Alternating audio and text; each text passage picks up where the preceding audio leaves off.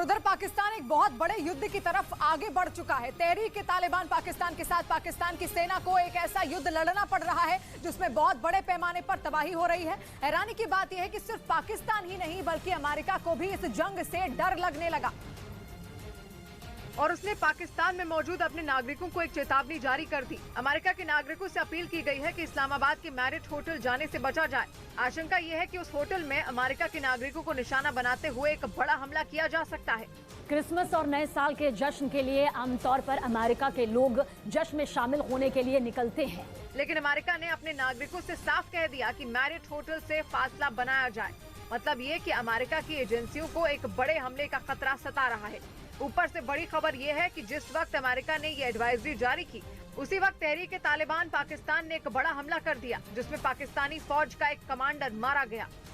इसके अलावा पाकिस्तानी फौज के 10 जवान जख्मी होने की भी खबर सामने आई, लेकिन माना जा रहा है कि इस बार टीटीपी की लड़ाई अकेले पाकिस्तान से नहीं बल्कि अमेरिका से भी है। अमेरिका इस संगठन के निशाने पर क्यों आया ये अब तक साफ नहीं है, लेकिन माना जा रहा है कि बलूचिस्तान में पाकिस्तानी फौज जो ऑपरेशन चला रही है उसमें अमेरिका का उसे पूरा साथ मिल रहा है।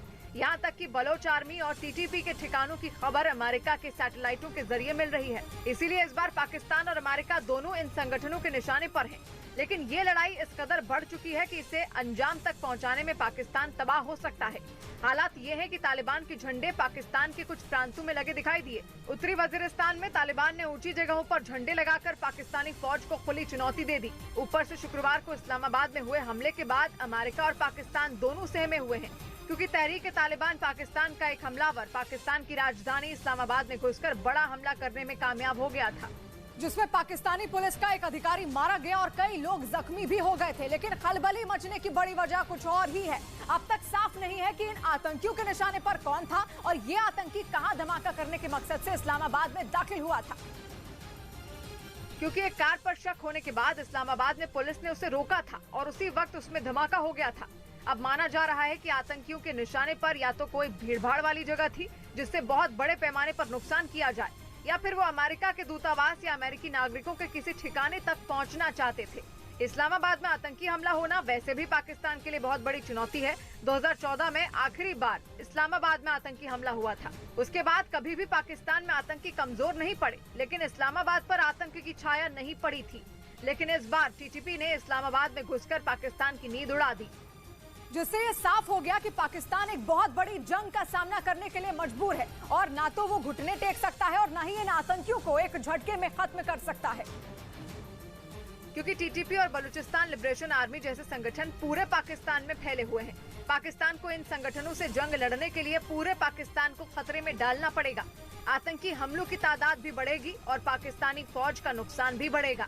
साफ है कि पाकिस्तान के मौजूदा हालात के पीछे वो खुद ही कसूरवार है। अफगानिस्तान में जनता की चुनी सरकार के खिलाफ वो हमेशा साजिशों में शामिल रहा, आतंकियों की मदद भी करता रहा और अमेरिका को धोखा भी देता रहा। इसी का नतीजा ये हुआ कि अफगानिस्तान की बागडोर आतंकी संगठनों के हाथ में आ गई।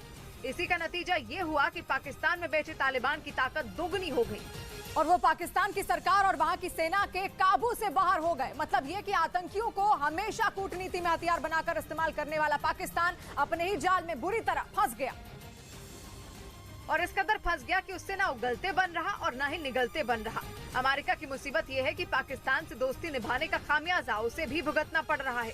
तालिबान के हाथ में अफगानिस्तान की बागडोर आने के बाद पाकिस्तान में 400 से ज्यादा हमले अकेले टीटीपी कर चुका है। पाकिस्तान को लगता था कि अफगानिस्तान में बैठे तालिबान की मदद से वो टीटीपी को काबू में कर लेगा, लेकिन अमेरिका को खुश करने के चक्कर में उसने तालिबान को भी नाराज कर लिया।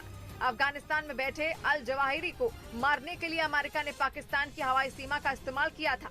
पाकिस्तान ने अमेरिका को अपनी हवाई सीमा देकर अमेरिका को तो खुश कर लिया, लेकिन तालिबान की नाराजगी मोल ले ली। वो भी ऐसी कि बॉर्डर का विवाद गले की हड्डी बन गया और पाकिस्तान के अंदर बैठे आतंकी संगठन उसके लिए सिरदर्द बन गए।